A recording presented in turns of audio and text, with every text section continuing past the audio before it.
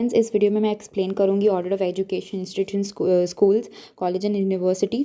तो इस वीडियो में मैं कवर करूंगी introduction, general audit of income, audit of expenditure. So let's get started.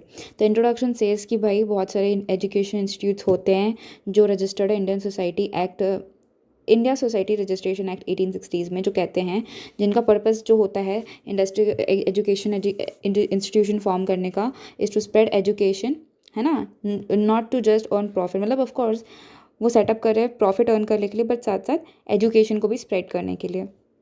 सो ज़रा जान लेते हैं ऑडिट करने के लिए हमें इनकम और एक्सपेंडिचर पता होना ज़रूरी है। तो वी शुड नो कि भाई जो एजुकेशन इंस्टीट्यूशन है वहाँ से कलेक्शन कहाँ से आता है और ख़र्चा कहाँ पे होता है। तो कलेक्शन एडमिशन फ़ीस से आता है, ट्यूशन फ़ीस से आता है, fines, security from students, donation from public, government grants, ये सबसे जो एजुकेशन इंस्टीट्यूशन है, सपोज कॉलेज यूनिवर्सिटी पकड़ लेते हैं, उनको इलेक्शन आता है। Now let's talk about types of expenses and payments. Okay, सबसे पहले एक्सपेंस, उनके खर्चे क्या होते हैं। स्टाफ को सैलरी देना, अलाउंसेस देना, प्रोविडेंट फंड देना, contribution for teaching and non teaching staff, festival function अगर एक्सपेंस हो रहा है तो उसके खर्चे, stationery printing expenses, examination expenses, prizes जो कॉम्पिटिशन ऑर्गेनाइज करे जाते हैं क्लासेस स्कूल्स में, यूनिवर्सिटीज़ में, expenses on sports and games, उस पर खर्चा क्योंकि उसके भी इक्विपमेंट्स बाय करने होते हैं, library books, newspaper, magazines, electricity expenses, laboratory equipment, building repair and maintenance, audit fees, telephone expenses, audit expenses, medical expenses and miscellaneous. Okay, so ये लिस्ट आपको थोड़ी याद करनी पड़ जाएगी, बाकी it's quite obvious. So let's talk about general audit. What is general audit?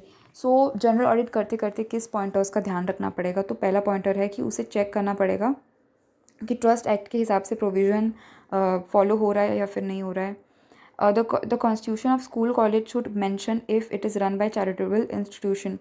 तो जो भी हमारा यूनिवर्सिटी या फिर जो हमारा स्कूल है, हमें ये चेक करना है कि वो चैरिटेबल इंस्टीट्यूशन द्वारा तो रन नहीं हो रहा है, क्योंकि उसके अलग पर्क्स होते हैं। देन उसको ये एग्जामिन करना होता है कि रूल्स एंड रेगुलेशंस के हिसाब से काम हो रहा है या फिर नहीं, उसे वेरीफाई करना होता है। मिनट्स ऑफ मीटिंग, जो मीटिंग बिठाई जाती है उसके मिनट्स में इंपॉर्टेंट डिसीजंस को उसे वेरीफाई करना रहता है, उसे स्टडी एंड एवेलुएट करना पड़ता है। अकाउंटिंग सिस्टम के जो इंटरनल कंट्रोल है उसे वो स्टडी करेगा, एवेलुएट करेगा, डिटरमाइन करेगा कि क्या ऑडिट प्रोसीजर परफॉर्म किया जाना चाहिए, है ना। इंटरनल कंट्रोल के हिसाब से उसका जो प्रोसीजर है वो चेंज होगा, तो इंटरनल कंट्रोल देखेगा वो इंस्टीट्यूशन का। फिर एग्जामिन करेगा बजट की, जो बजटेड प्रोविज़न कंपनी ने बनाया है उतना उतना एक्सीड उतना उन्होंने बजट बनाया है या फिर उससे एक्सीड कर गया है, मतलब लिमिट से बाहर तो नहीं चला गया है बजट। उसके बाद ऑडिट ऑफ इनकम टॉपिक देख लेते हैं। इसमें दिस इज़ अ सब हेडिंग हियर।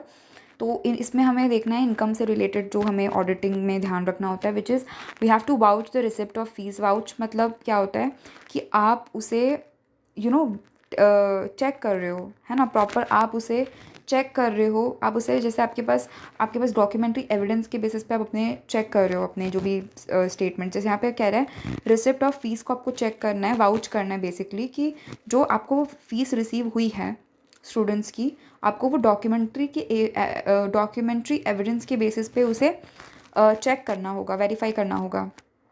उसके बाद आपको देखना है कि कैश जो है वो प्रॉपर से डिपॉजिट हुआ है या नहीं। जो इरिकवरेबल फ़ीस है उसको राइट ऑफ करना होता है by the managing committee. Admission fees जो रिसीव हो रहा है उसको वेरीफाई करना होता है admission fees and student report से, जो स्टूडेंट रजिस्टर मेंटेन किया जाता है। Outstanding fees and advance fees should be adjusted and donations and subscription should be checked with reference. So जो स्टूडेंट्स डोनेशंस एंड सब्सक्रिप्शन देते हैं वो receipt books and cash book से बिल्कुल भी वो रेफरेंस के थ्रू चेक होना चाहिए। उसके बाद है audit of expenditure. It's all about expenditure over here. So it ensure the grant are properly spend as rules and regulations. So यहाँ पे कहता है दैट जो भी ग्रांट है, जो गवर्नमेंट जो भी ग्रांट है मिलता है, that grants are property spend as rules and regulations. तो रूल्स के एंड रेगुलेशन के हिसाब से एक्सपेंडिचर हो रहा है या नहीं, चेक करना है। Vouch all the expenditure properly, जितने भी एक्सपेंडिचर हैं वो सबको प्रॉपरली वाउच करना होता है। कैसे वाउच करेंगे? जो भी रिसिप्ट पेयर से रिसीव हो रहा है उसके थ्रू, या फिर कैश बुक या बैंक पासबुक के थ्रू वाउच हो सकता है, तो उससे करना है। उसके बाद सैलरीज को भी वाउच करना है with the help of salary register और कैश बुक और bank passbook. Then check the deductions, जो भी डिडक्शंस लिए जा रहे हैं वो प्रॉपर लिए जा रहे हैं या नहीं, जैसे कि प्रोविडेंट फंड हो गया, LIC हो गया। तो उससे रिलेटेड भी डिडक्शंस क्लेम किए हैं या नहीं वो चेक करना।